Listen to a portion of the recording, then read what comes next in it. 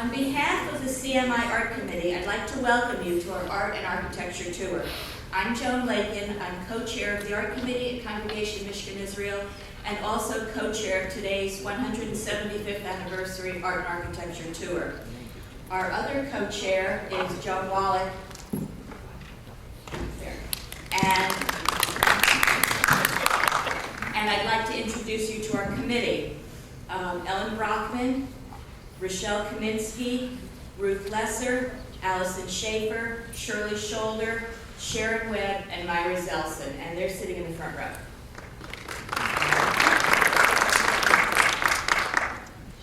The year 2015 marks the 175th anniversary of Congregation Michigan Israel, one of the oldest continually active Jewish congregations in the country.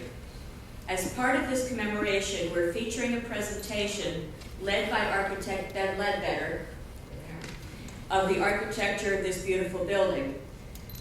This building was designed by architects Fritz Natan and Bertram Bassett. Ben's discussion will be followed by a look at some of the inspirational works in the sanctuary, which is this room, works by Ben Shahn, glass artist Robert Pinard, and others. And in the chapel, including works by Gilbert Franklin, Ludwig Wolpert, and glass artist Jean-Jacques Duval. We'll also look at some of the wonderful pieces of sculpture, both outside and inside the building. And finally, we'll look at the art located in the hallway, the lounge, and the rotunda. Cards are mounted near each piece of art, giving information about the artist and the piece. In some cases, the information is a bit sparse.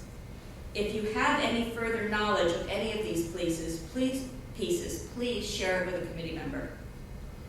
The pieces you see today are gifts to our congregation, and we're extremely grateful to the donors for their generosity. In some cases, the names of the donors have been lost to us. Again, if you have any knowledge of the origins of some of these beautiful pieces, please share with a committee member. We have put together a booklet repeating the information on the cards and including information about the sculpture and the sanctuary and chapel art. A copy of this booklet will be available in our library, but please do not remove it from the building. It's available for use within the building if you choose to come back on another Sunday to tour on your own. After today's tour, the booklet will also be available on the CMI website. After Ben's discussion, we'll meet back here in this room. I will talk to you about the art here in the sanctuary. Then you all will proceed to the chapel where Joan Wallach will talk about the art there. Following this, Shirley Shoulder will discuss or talk about some of the sculpture in the entry area. Then you are welcome to look at the art in the hallway, lounge, and rotunda. Committee members will be available if you have any questions or comments. I'd now like to introduce Ben Ledbetter. Ben received his BA in Architecture from Auburn University and a Master's in Architecture from Harvard University Graduate School of Design. He's the owner of Ledbetter Architect New Haven since 1976 and has been a visiting faculty member, a visiting critic, an assistant professor, a teaching fellow at major universities in Connecticut, Massachusetts, and Louisiana. He's done extensive research on Fritz Natan and his archives at the Leo Beck Institute in Manhattan. There.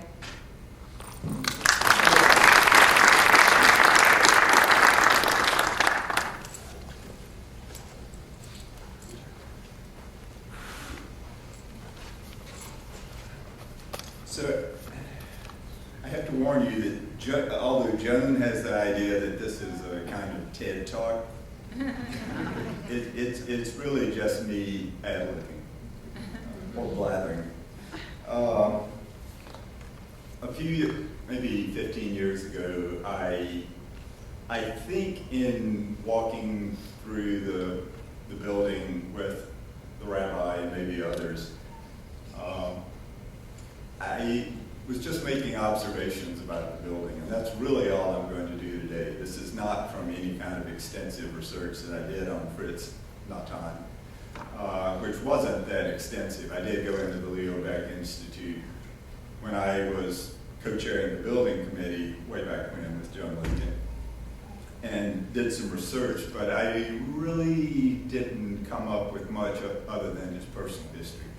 I didn't come up with much about his ideology as an architect, particularly. But my observations today, and my observations since we've been members here, has been just that of an architect who looks at buildings. And one of the, actually the greatest architect of the 20th century, who was contemporary of Fritz Natan. I don't think they knew each other at all. Natan was from Germany, and the architect I'm speaking of, Le Corbusier, was a French architect, Swiss to French architect. But he said that architecture comes to those who deserve it. By which he means that an appreciation of architecture, as an appreciation of art, comes from those who will look and pay attention to what they're looking at. So one cannot engage architecture, one cannot engage art as a bystander. In cursory looks, one has to at least take the second look where one begins to engage the intention of the work and what the work means to them. So all I really want to do today is just, I suppose, talk to you about some of the things that I have seen during the 20 years that we've been members here, and when I've sat where you're sitting and also moved through the building and observed whether I deserved it or not. So, a couple of preludes. I thought I should start with words from that great tome of New Haven wisdom, the New Haven Register. And this is a quote from an article on the New Haven Register. Strange as it may sound, it is nonetheless true that a Jewish synagogue has been established in this city. And their place of worship was dedicated on Friday afternoon. That was in the Register, May 26, 1843. The place of worship they were speaking of at the time was over a store at the corner of Grand Avenue and State Street, the Heller and Mandelbaum store. And I don't know, I think it was some kind of dry goods store. Some of you may know. The congregation met there, and they had met earlier in people's houses, which is where the 175th anniversary comes, because it's a little bit less. They met in people's houses. They met in this store for a little over a dozen years. In 1856, and this is really interesting as a way of thinking about this building and where this congregation now calls home. In 1856, they moved into a meeting house of what had been the Third Congregational Church of New Haven on Court Street. And I haven't done the research. I looked at one time, I don't remember exactly where it was. It may have been on Court Street, which is no longer there, which runs beside Bank of America. But in the dedication brochure, which John was speaking of, there's a drawing of that building, and it's a Greek revival with the columns and the steeple church. It looks like a church. Well, actually, it looks like a simulated Greek temple with a thing sticking on top of it, which is what churches look like. But they met, the Michigan Israel was in that building for 40 years, and they didn't do anything to the exterior of the building. So if anyone drove by the building, they saw the building as a church, or they saw it, if they were historically bent, they saw it as a Greek revival temple with a thing sticking out of the roof. But it was associated with Christianity. And they intentionally, and I can only speculate the conversation at the time, they intentionally left the building looking like a church on the outside, and they turned it into a temple on the inside. They turned it into a synagogue on the inside. So for 40 years, they were in this kind of schizophrenic presence in the city, which Jewish congregations often find themselves in more ways than one. And then in 1897, in the 1890s, they began to build a temple on Orange Street to establish a greater identity, a kind of external identity, if you will, is my reading. They built the building on Orange Street, which was dedicated in 1897, and they were there until this building was dedicated in 1960, and most of you probably know that history more or less. So now I'm going to jump to 1960 when this building was dedicated. And at the dedication in 1960, Rabbi Bob Goldberg wrote an introduction, and there was an address to the congregation at the time. This was at the beginnings of, well, the beginnings go way, way back, but it was at the heightened beginning of the civil rights movement in 1960, which most of you know Rabbi Goldberg was very much involved in. And at the dedication, he made a plea for this building to be a pulpit for the struggle for righteousness and to serve the cause of justice and peace. That it might be a place for ennobling human life. And following the intentions of Le Corbusier that I mentioned, and also of Fritz and Natan, I would presume from appreciating this building, that kind of ennobling of human life goes to architecture too. And there's this kind of marriage between the architect and the architect's intention and the needs and the intentions of the congregation, which is really the kind of best marriage between an architect and a client. So this ennobling of human life carried itself out in a lot of different ways. And if this building does what the architect and Rabbi Goldberg and all those who built this building intended, it will continue that kind of ennobling. Rabbi Goldberg said, "May this lovely sanctuary challenge and disturb us until the whole earth becomes beautiful with peace." So this notion of architecture and building not only challenging you and bringing you peace and bringing you enjoyment of the beauty of the place, but recognizing that that beauty can also be disturbing is something that I think is important about this building. And again, most of this is, really almost all of it, is my, probably my own conceits and disturbing tendencies as an architect. But it's what I'm reading into Fritz Natan's intentions more than anything that he particularly said, although I do want to talk a little bit about a couple of things he said. There's a poem, this idea of ennobling. There's a poem by the great American poet and resident of Hartford, Connecticut, Wallace Stevens, called The Ideal Order at Key West. And in this poem, the writer of the poem is he is at night. It's night, and he's at Key West, and he is looking at the world outside the place that he is viewing from. He's looking at the lights, and he's looking at the water, and he hears a woman singing, and he talks about the song, and at the end of the song, she stops, and I'm not going to try to speak up poetically, but the song continues after she stops, and everything is different. And he sees the world, he sees the lights, he sees the water, he sees everything in a different way than he ever had before. And I think that's the intention of great architecture and of a building like this, is that you look, you deserve the building when you're here if you are attentive.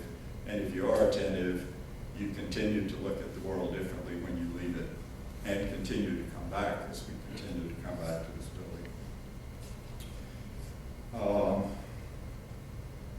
Joan said that I did go to the Leo Beck Institute in Manhattan and looked at Natan's work there. In the dedication booklet, Natan spoke of architecture in relation to its sister arts, and the relationship of the building and the importance of art, particularly painting and sculpture to this building, began. I'm not that sure of what the history was at Orange Street, but when this building was built, when Rabbi Goldberg began these relationships with congregants, the painting and sculpture were incredibly important to the identity of the congregation and to Jewish identity and to the identity that would lead to the choice of the architect and the making of this building. So that is something you want to be mindful of. Hopefully while we're sitting here too, you're looking at the building as you always do, and maybe you can look at it a little differently with a little more attentiveness than maybe most of us have a tendency to do. I mean, even when we're in architecture that moves us, we tend to be thinking about so many other things that it just becomes a kind of a melange of things that we see that we don't necessarily take to heart. But we're going to come back to my own perceptions of some of those, maybe as a kind of goading to get you to see what you see, which may be totally different from what I see. But with this idea of architecture's relationship, particularly to sculpture and painting, what I'd like to do is just to go out in the hall, and there are a couple of works that are in the hall that I'd like to look at just as a way of looking at architecture, maybe in a slightly different register. I want to talk about a couple of pieces here, and then we're going to go to the main entry of the building, which is not here, but it's the rotunda. And it was always intended to be the rotunda, and there's kind of an odd slippage that happened where this became, it had to be where the parking lot was mostly. But it's different from the architect's intent, and I think that's worth talking about, and then we'll walk down there and then come back here and talk about the sanctuary a little bit. So we are at the main entry of the building. And if you look at the architect's drawings, and if you look at the dedication brochure, in the brochure there's the dedication pamphlet, there's a photograph of this. It says main entry to temple. And when I did this sort of walk through before we actually went outside, which we won't today, but if you go out and look at the building from the, starting to snow, and look at the building from the street, you begin to see that how the building is first perceived from the street. Very different from when they were in the church on Court Street, and when in a different kind of sense. There's more of an evocation of, I think, historical relationships in this building than there even was, at least in the grand form of the architecture, than there was in the building on Orange Street. And this is kind of a condition of the modernism, or what was the beginning, I think, of what came to be known as postmodernism, where there's a more heightened sense of meaning and relationships than there was in modernism, perhaps. But when you stand in the street as you drive by, again, and it's almost kind of a mistake, I think, in the architect's thinking that this was going to be used as the entry when there was a giant parking lot here and a smaller parking lot here. The idea was that people were going to come from both parking lots and come in this door, which of course didn't happen because people don't behave that way. But when you stand in the street and look at it, you see this dome. And then beyond it, you see this mass, this kind of winged mass, which is the sanctuary. And it has a very striking form that we'll talk about when we go back in. But when you do leave, drive by and just look back at it and see if you see that form differently after I say what I'm going to say in here. But, so this was supposed to be the entry. And Moses was here. Moses was here. I don't know if Moses left for a while and came back, but Moses was there. Congregation. Probably had something to do with Charlton Heston. But anyway, Moses left and came back. I think maybe he was being worked on. So the intention was that when it came into the temple, into this space, there was Moses. And when you come into a temple, when men came into the temple and women too in a Reformed congregation, what's the first thing you do when you come into the temple? You put on your yarmulke or your kippah. And you know what kippah means? what the Hebrew word kippah translates as, literally. Like head? Dome. So when you come into the temple, the architecture has you put on your kippah. It is here, and it, I don't know that Fritz Natan ever said this, but it's very clear to me that's part of the intention of this building. And he's not here to argue with me, so.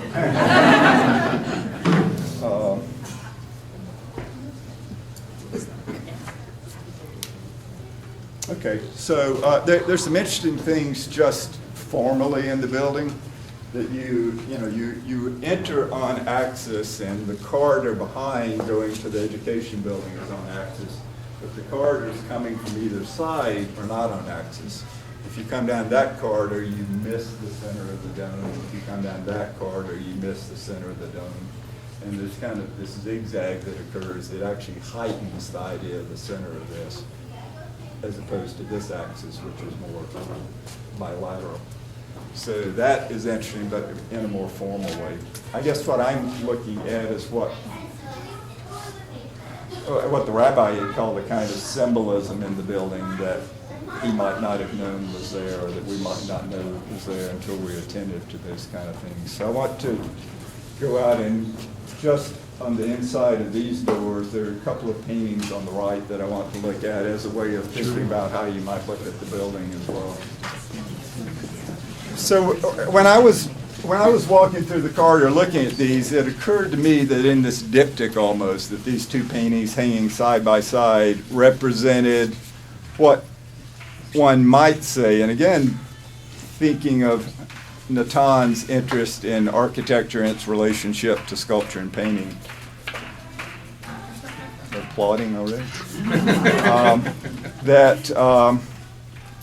These two paintings represent two kind of ideological ways that architects think about the making of architecture, and they're a lot more than that, and they're more nuanced. But these represent two kind of clear distinctions. One is in the painting on the left, which I might equate to a kind of modernism, where the valency, the meaning in the painting is in its abstraction, in that we never really know what we're looking at, but we sense forms, we sense colors, we sense relationship between colors, and it evokes a kind of mood. There's no kind of identification with this looks like something I'm familiar with, this has some kind of symbolism, this kind of meaning. It's not what that kind of painting is about. And a great deal of architecture begins with this kind of understanding or intention to evoke relationships that are not symbolic. Whereas a painting like the one on the right, which moves towards this kind of abstraction, also we see things we recognize. You know, that looks like so-and-so, that looks like so-and-so, and there's this kind of blurring where figures and things that we can name start emerging. And I would contend that this building, where on the face of things seems to be about these kinds of relationships, it's actually more about identification of things that we recognize, which in the architects and in the congregations and the rabbis' intent in 1960 were intentionally there to evoke things that made us name things. It made us name things in our past, made us name things in the relationships that we live in every day. So painting on the right for me is Michigan, Israel. This is something else. Maybe equally valid, but it's different. And I'm only offering this as a way to begin to look at the building differently, perhaps. Fritz Natan also in his project brief talked about the building, and this was something that was part of education, architectural education then, and still is now, and more in different ways now because we attach new words to it. But he talked about setting the building on this hilltop. There is kind of a rise here, and the land to the south was at the time supposed to be a city park, which it never quite was.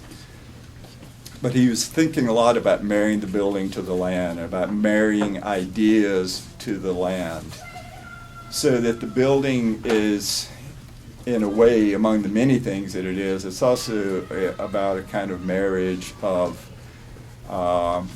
the earth to the religious intentions of the building, or the earth to the sky in some ways.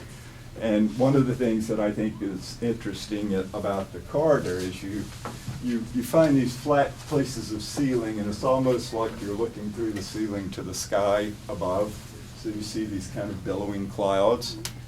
But to me, one of the most important details in the building is where the earth is represented by the walls, I think, because they're walls and also because they're wood and the color of them. Where the earth meets the sky. Anyone see anything? Where the earth meets the sky, you get angels.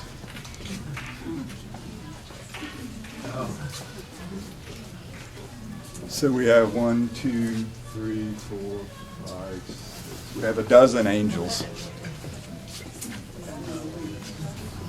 Okay, so the other artwork that's really important to me and has been since I first came here has been this sculpture on the right. And I think it's really interesting that Moses, who is really a kind of, even though we're not supposed to have icons, he really is an icon of Judaism. It's interesting to me that at what was intended to be the entry of the building, we have this very clear icon. Oh, it's Moses. And everything you know about Judaism expands from this kind of simple identification. And what became the entry to the building, we have Jacob wrestling with the angel. And particularly we have Weinberg's sculpture of Jacob wrestling with the angel. Someone just said she doesn't know if she believes in angels. You know, Jacob wrestling with the angel is about the struggle with belief. And I'm not a biblical scholar by any means, but as I understand Jacob wrestling with the angel, it's about the struggle with, it's about a struggle with God, but it's also about a struggle with the idea of God. That, and Jacob is in the story, Jacob is Israel. And Israel means he who struggles, translates as more or less he who struggles with God, or he who struggles with the idea of God or the idea of belief. This particular sculpture is fascinating to me because when I first saw it, I didn't know what I was looking at, right? And if you look at this attentively now, and without knowing that it's Jacob struggling with the angel, without giving it a name perhaps, these figures merge. The angel merges with Jacob. What I think I don't even want to say what I think this is. You have to look at it and see. But the merging of these two identities, and they're parts of the bodies that look like they belong to Jacob, that look like they belong to the angel, they become something else. The sculpture is fascinating as a way of thinking about architecture too, because architecture, particularly this building, we'll talk a little bit about the sanctuary, nothing can quite be named. It's always slipping. And one of the things that I'm going to say, you may see for the first time, and you may have thought about these things and say, oh, well, I saw something else. Well, what you see is equally valid to what I see. The importance is that you see it and you bring your own understanding to it, and you bring your own struggle with belief, if that's what you come here to struggle with, to your understanding of the architecture. So I can tell you what I have seen over the years emerging from this sculpture, but it changes, and I think that's what art does, is take us on these adventures as we look at it again and again, and we come back to it. So if we can go in the sanctuary now, I will have my last words, and you can go with Joan and come to look at the art. Hope they're not your last words. Of the morning. So, As I have sat here over the years and contemplated what this building might be about, and I will say that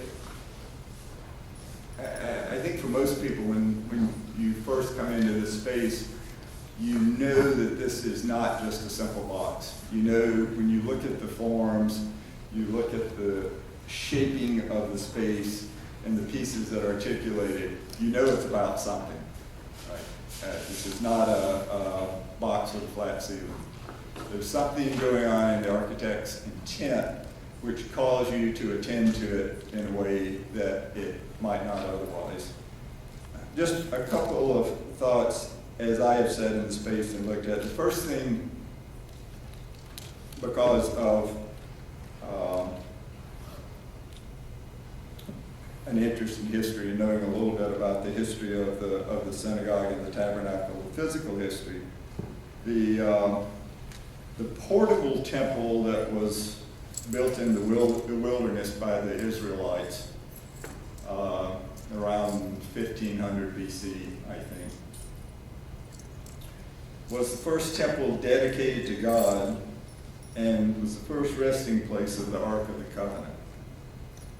It served as a place of worship and sacrifice to the Israelites 40 years in the desert while conquering the land of Canaan.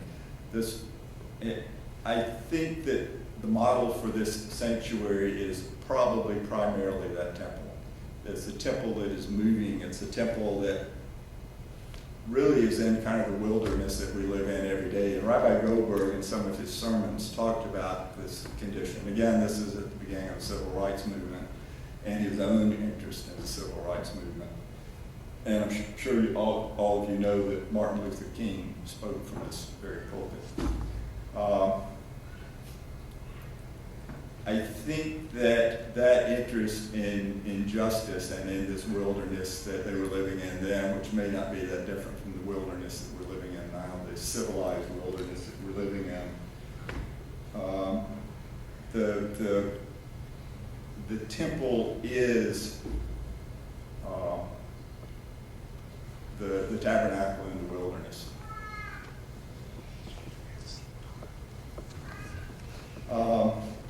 And if you look, you can't see it from there, but I'll leave these up front for anyone that wants to look at it. This is a diagram of that temple. If you just look at the construction of it and the coverings of it, and how this box was covered with these layers, an outer covering of badger skins, a covering after that of ram skins dyed red, a curtain of goat's hair on top of that, and a curtain of fine linen inside of that. That kind of layering I was thinking about is this piece that's above us, why it doesn't meet in the middle. Someone talked about that as a mistake in the building, and I said, well, they ran out of money to it's more than that. The other image I thought about, again with this notion of moving forward from here and in this space, is that this building is, to me, Noah's Ark. Right? If you look at this particular reconstruction of it, the Ark was always entered from the side, and I think that while in most Christian churches, the Ark, as by the Greek Revival model, is entered from the rear, from the center. This sanctuary is unique in that it's entered always from the side. It's not entered on the center. If you just look at the construction of this reconstruction of the Ark, you begin to, I think, see some of the space in that. And it's something I said to the rabbi, which for some reason he found fascinating and keeps repeating, is that the other thing I thought of was that this was really the parting of the Red Sea, so that these could represent the hands of God, these could represent the clouds receding, the clouds open up, you could represent in this kind of goofy illustration the tops of the waves with the fish on the side.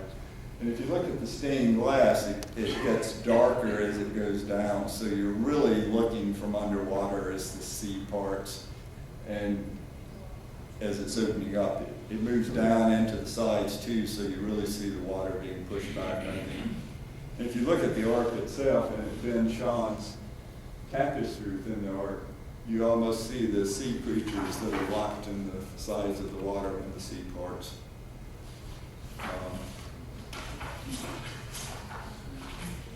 So those are my drifts, some of my drifts, which I would love to have challenged now or later. And I don't know if anyone has questions now, or if Joan wants to take the tour into the hall. Oh, you have the key to open that now? One of the functional ideas in this building was that it would be a small sanctuary space for your typical congregation event like this one, for services. I don't know if any of you have seen the sort of the jaws of the great fish opening, but there are two of these, and the Brotherhood is running from space.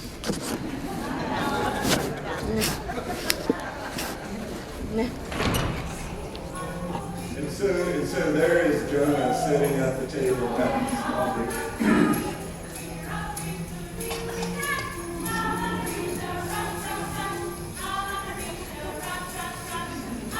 Yeah.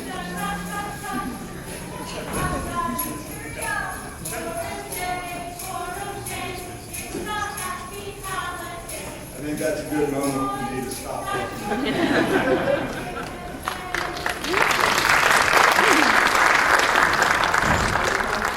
Out our Purim decorations. Purim is this week. Our Purim decorations are from Harry Brockman. He painted these, and he's not here today, but thank you to Harry. All right, I want to talk to you a little bit about the sanctuary, the room we're in right now. And this is an abbreviated version. Signs will be up, and the booklet, you can look at the booklet which is in the library, and that will give you a little bit more detailed explanation of people like Ben Shahn, if you'd like to do that later. Okay, well, first look at three works by one of the most popular and arguably the greatest of the American artists of the 20th century, Ben Shahn. And I say arguably because his use of art to promulgate his liberal political and social causes made him quite controversial. Ben Shahn was born in Lithuania in 1898. 6 years later, his family immigrated to the U.S. and settled in Brooklyn. He became a lithographer's apprentice at age 15, and his lithography work supported his studies and subsequent trips to Europe and North Africa. Ben Shahn's work, taken as a whole, is a great example of one of Judaism's major tenets, tikkun olam, the healing of the world. It's the idea of helping to heal the world rather than self-expression which motivated Ben Shahn. In 1947, when Shahn was 49, he became the youngest artist to have a major retrospective at the Museum of Modern Art. Throughout his career, Shahn produced groups of paintings that replayed or reinterpreted stories of war, disaster, poverty, and prejudice. We at CMI are fortunate to be the caretakers of many of these wonderful pieces. And for further information on Ben Shahn himself, please see Ellen Brockman afterwards. She's pretty much a Ben Shahn expert. Okay, first we're going to talk about the Decalogue Ark, which Ben alluded to. In 1960, while CMI was under construction, Rabbi Robert E. Goldberg and the architects Fritz Natan and Bertram Bassett commissioned Ben Shahn to design its ark. In this 25-foot-high mosaic representation of the Ten Commandments, he managed to convey the look and feel of a medieval illuminated manuscript. It has green vines, dye-colored pomegranate flowers, and flower-like suns surrounding the golden letters, each letter representing each of the Ten Commandments. Shahn's signed and numbered lithographs of this Decalogue are in private collections and museums throughout the world. He used the same flowering vine motif in his ketubah, which is the marriage contract. which is in the collection of the Jewish Museum in New York, and on the title page of his Haggadah, which is our Passover prayer book, in effect. Okay, next we're going to talk about the menorah tapestry. Sean originally designed the menorah motif of this 10-foot by 7-foot 6-inch silk tapestry for the frontispiece of his famous Haggadah, which he began work on early in his career. Unable to find a publisher who would print it because he insisted it be in color, he abandoned the project. 30 years later, a publisher in Paris offered to print the Haggadah. Sean's original 11 drawings were, by this time, in the Jewish Museum in New York. He borrowed them and added 10 additional drawings, plus a title page, using elements from our Decalogue art and the menorah frontispiece. A limited edition series of tapestries of the menorah followed. Sean, who died in 1969, bequeathed his own tapestry to Rabbi Goldberg, who in turn gave it to CMI. And the picture over here is Maimonides. This 7-foot by 5-foot drawing of the 12th century physician and philosopher, who is often referred to as the Rambam, was likely a sketch for Sean's 1954 painting entitled Maimonides. This painting is in the collection of the Jewish Museum in New York and was included in the museum's 1998 retrospective, Sean retrospective. The book that Maimonides is holding says, "Teach thy tongue to say, I don't know, and thou shalt progress." And it was a gift to the congregation from Rabbi Goldberg. The stained glass windows, which Ben talked about a bit, are also, well, Ben Sean worked with the renowned glass artist Robert Pinart on the stained glass windows flanking the ark. The original plan was to inscribe the names of the 12 tribes on the windows. If you look down here at the bottom on both sides, that's what I'm talking about. But Rabbi Goldberg pointed out that Chagall had already used that theme in his windows for the Hadassah Medical Center in Jerusalem. So Rabbi Goldberg suggested that we use 12 prophets instead of 12 tribes. So on this side is the names of the 6 biblical prophets: Amos, Hosea, Isaiah, Micah, Jeremiah, and Ezekiel. And on this side is Hillel, Rashi, Yehuda Halevi, Maimonides, Spinoza, and Einstein, representing the modern prophetic tradition. Robert Pinart was born in Paris, France in 1926. He immigrated to the U.S. in 1951.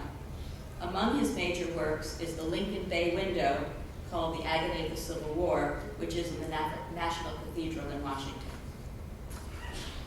And make believe that Torah that Cantor took away is still there, because that's our survivor Torah.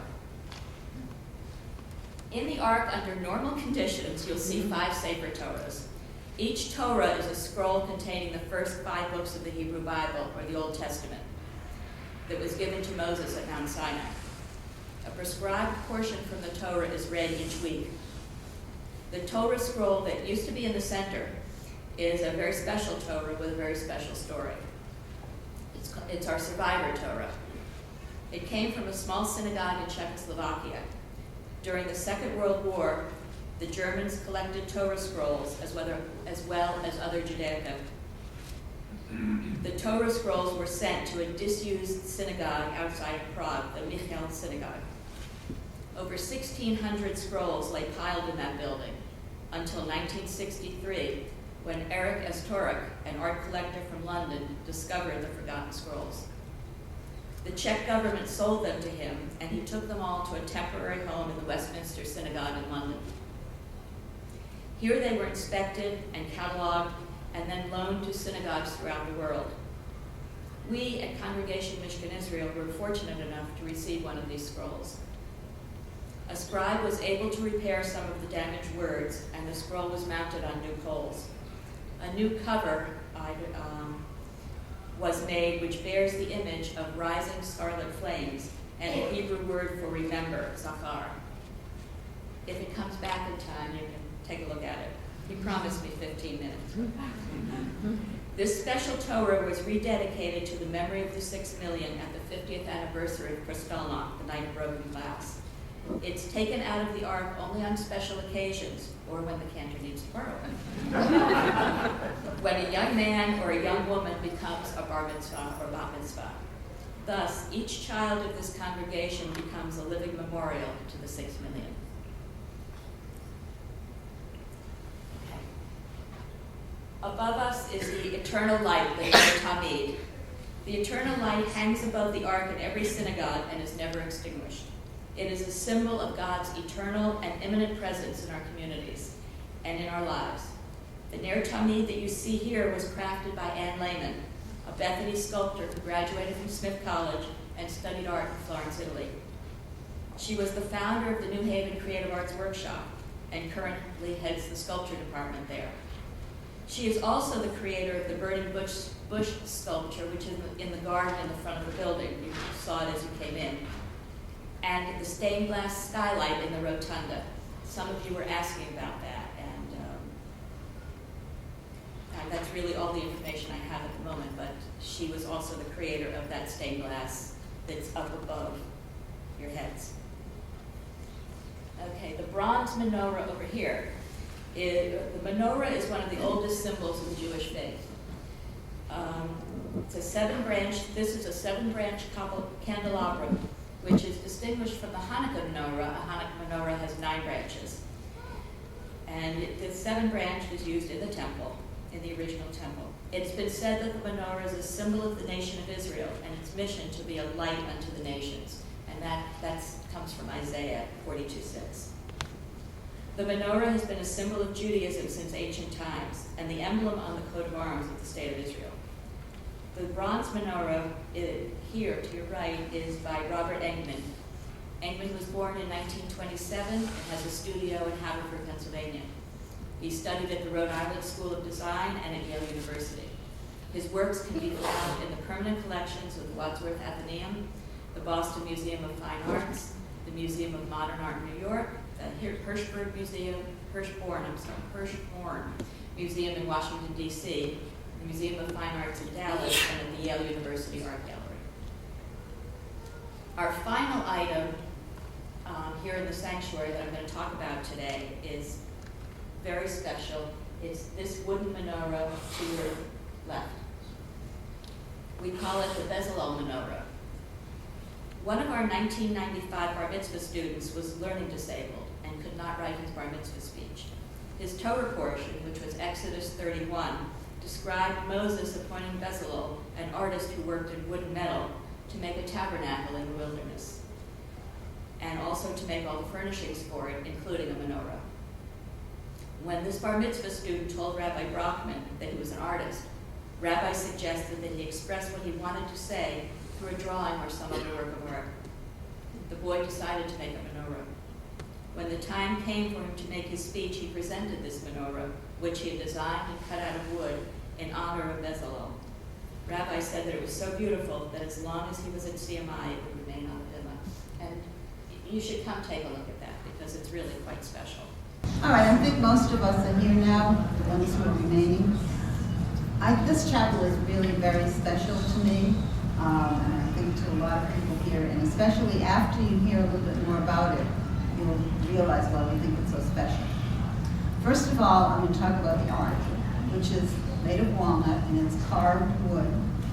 The quotation is carved in Hebrew on one side and English on the other, from Isaiah. It says, "And the wolf shall dwell with the lamb, and the leopard shall lie down with the kid." And if you look at it, you'll see the carvings of the leopard and the kid and the wolf and the lamb, as well as the sayings are from Isaiah. Yeah. The sculptor, who was Gilbert Franklin, was born in 1919 and died in 2004. He studied at the Rhode Island School of Design and became chairman of its division in fine arts. He also taught at Harvard, Yale, and Pennsylvania. His work is in many museums, and the most famous of his work is a statue of Harry Truman in the Harry S. Truman Library and Museum in Independence, Missouri. The The stained glass panels on the doors here and the doors in the back are from our Orange Street Synagogue, the one that we also have the glass that's in the rotunda. And in 2001, those windows were put into the ark. So it's interesting to see that we have the old with the new. The Decalogue behind me and the Eternal Light uses metal Hebrew letters representing the Ten Commandments on a white wall. And in the Eternal Light, if you came up afterwards and saw, there are the letters as well of the Ten Commandments. So letters representing the Ten Commandments. Ludwig Wolpert, from 1900 to 1981, who's also a chemist, was a silversmith and a goldsmith, and he pioneered the use of Hebrew letters as major artistic elements, and he was known as one of the world's greatest Judaic designers. He was born in Germany and emigrated to Israel in 1933. He taught in Israel and founded a workshop at the Jewish Museum in New York in 1956. He produced many ceremonial objects, Kiddush cups, menorahs, Torah plates, and his work is in the permanent collection of the Jewish Museum in New York. And to follow along with something that Ben said, the style of this is kind of Bauhaus style of form, follows function, less is more, and you'll see how simple the letters are made out of the metal. The bronze menorah to your right is by Judith Brown, 1931 to 1992. She was a dancer as well as a sculptor, and dance influenced her sculptural works. She also utilized a lot of different materials, including junkyard objects. She kind of was a recycler before we became so concerned with that. Her work is included in many museums, like the Museum of Modern Art, Brooklyn Museum, the Aldrich Museum in Ridgefield, Connecticut, the Dallas Museum of Art, and the Jewish Museum in New York. The stained glass windows in here were done by a different stained glass worker, stained glass artist, Jean-Jacques Duval, who's still alive. He was born in 1930, and he's still alive, and I think he's in the Adirondacks. I think that, I don't know about that. Anyway, he pioneered the use of faceted glass and abstraction in stained glass windows. He won the international competition to design windows for the Vatican Pavilion at the New York World's Fair in 1964, and those windows have found a permanent home in St. Mary's Church in Groton, Connecticut. He had over 500 commissions in France, Germany, Israel, Japan, and the United States. His largest and best-known work, the stained glass wall at Kasugai Mall in Nagoya, Japan, was inspired by a Japanese wedding. And he also did stained glass in Congregation B'nai Jacob in Woodbridge and Congregation B'nai Israel in Pittsburgh. I'll talk to you more about this. There's something special about these windows, and you have to come up here to see it after presentation. But look at the ones at the right side, the stained glass at the right side, which represents a theme. I don't know, does anyone know what the theme is? Holidays. That's right, Jewish holidays. And if you go left to right, you have the shofar, the book of life, which is, the shofar, of course, is Rosh Hashanah, the book of life, Yom Kippur. And do you see the Sukkot, Lulav, and the intro? The intro is kind of to the left and down lower. There's a tree. What does a tree represent? Does anyone know what? Tu B'Shvat. And do you know what Tu B'Shvat represents? Oh, it's time when we celebrate the beginning of the year for trees. And the other thing about Tu B'Shvat, and if you notice,